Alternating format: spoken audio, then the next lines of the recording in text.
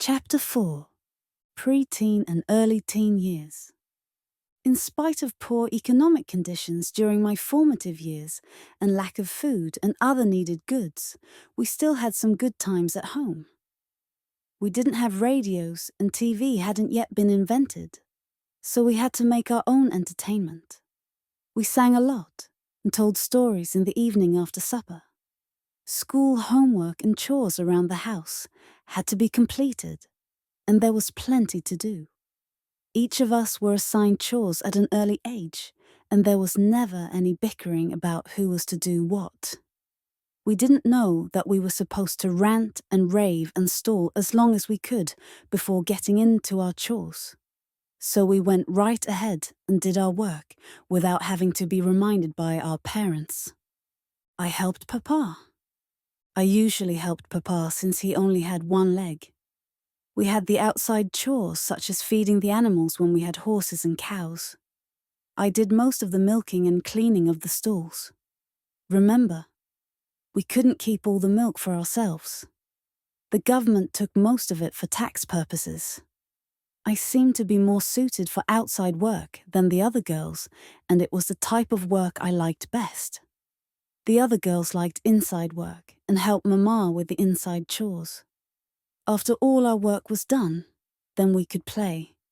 Musical talent in the family. My sister Ekatarina played the guitar, so we had music to accompany our singing. Music and singing always lifted our spirits and gave us those moments of happiness for which all mankind strives. Papa had a lovely tenor voice and could hit the highest and the lowest of musical notes. We thought he was the world's greatest, and evidently he really was good, because as I remember, when we had any type of neighborhood party or event, they would always call on Papa to sing a solo. If he would have had formal voice training, I believe he could have sung with the best of opera voices in his day.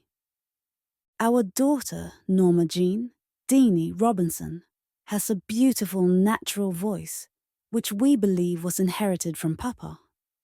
My own singing voice also had potential, but was never trained. Therefore, my singing has been pretty much restricted to congregational singing in church, or singing a few bars as I go about my housework. My big thing when I was a little girl was reciting poetry. Papa was so proud of me. Anytime we had visitors, he would stand me on a chair and I would recite from Pushkin or Tolstoy and just put my heart and soul into it. Our visits to Aunt Aleni Grusinkova's house.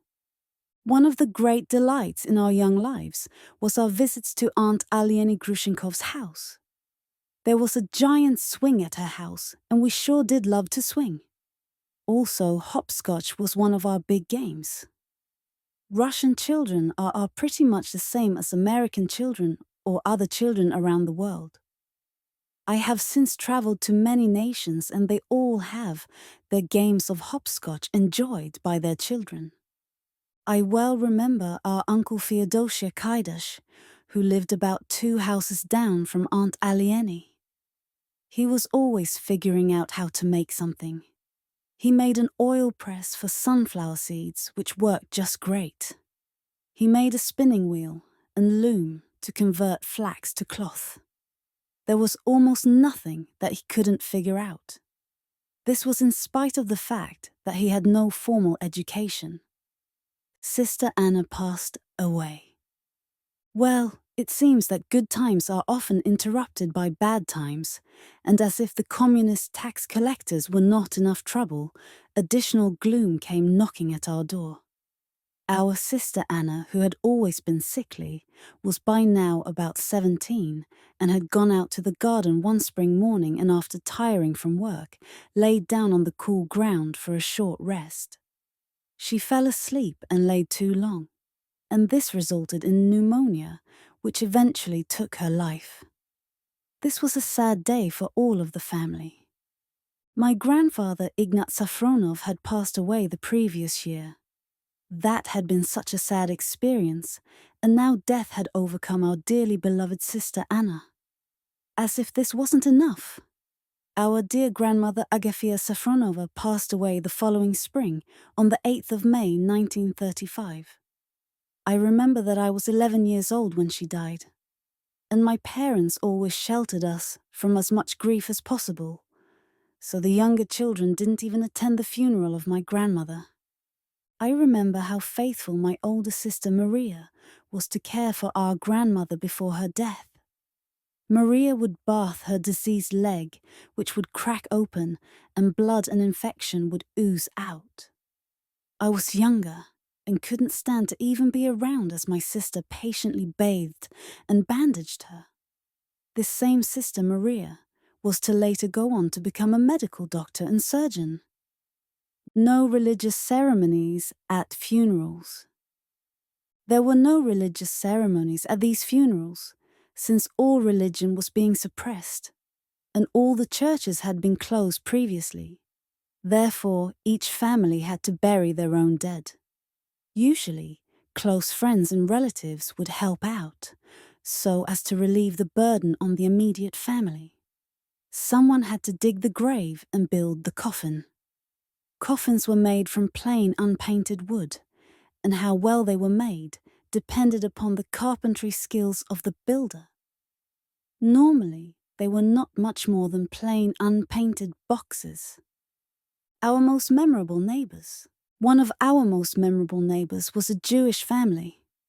Their names have long escaped my memory, but I remember how enterprising they were, and how they managed to have things when no one else had much.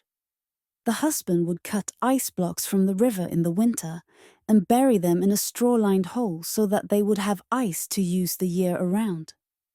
He was always doing things of this type. I guess I remember that Jewish family best because of their young son who was about my age.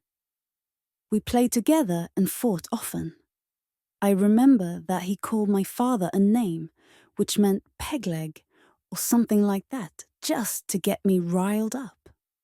I called him a name that wasn't nice for Jews in the Russian language, and then we went into it. I went home so mad that I vowed to never play with him or speak to him again. But you know how kids are. We were back playing again within 2 or 3 hours as if nothing had ever happened. I spent lots of time also with my good friend and neighbor Maria Grusinkova, who was my age and my special playmate. Her family always seemed to have more than my family, and there was always an extra piece of bread for me. A piece of bread can be very important to a small child that is hungry most of the time. Family moved. When I was about 14 years old, about 1938, our house was about the only thing that we had remaining, and the communists took that for taxes, so we had to move from Konsky Razdori to a house about 5 miles from town. This was about 2 miles from Voskresenka, so it placed Papa a little nearer to his job. There were about 5 houses there, and they all belonged to the railroad system.